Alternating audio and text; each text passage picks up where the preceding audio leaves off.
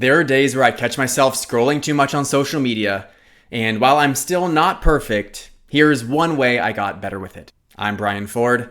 Welcome to Self-Improvement Daily. Recently, I've noticed that I've been getting stuck on my phone more often than I'd like. Yes, even the guy who talks about this stuff all day struggles with it. Why do you think I talk about it? In particular, going on YouTube on my phone has been a slippery slope.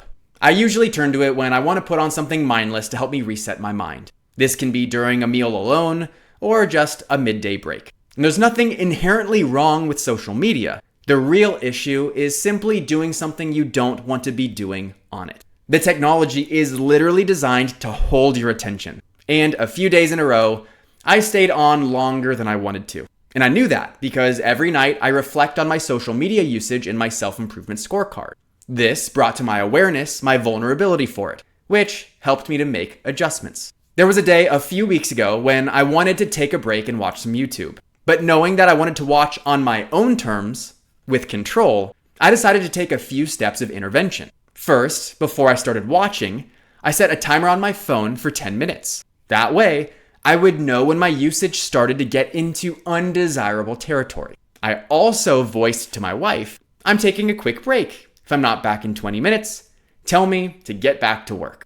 Implementing just those two strategies made me very intentional with my time on social media. I got the mind reset I was looking for and went back to work right on time. And I can explain why this worked so well in one word: environment. Rather than entering this same environment where I've been struggling to control my time on my phone, I shaped it in my favor. The timer interrupted my consciousness so that I knew exactly when my time was up. And it allowed me to make an empowered choice. And the accountability I established with my wife added a layer of commitment to the plan, with painful consequences of letting my wife down if I didn't follow it, which made it easy to close the app.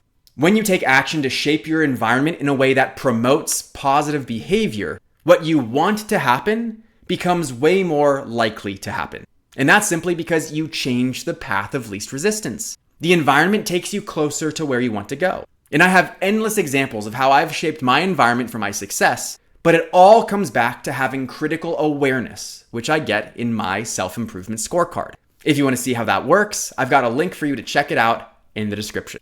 I'm Brian Ford, and you grew today. Let's do it again tomorrow on Self-Improvement Daily.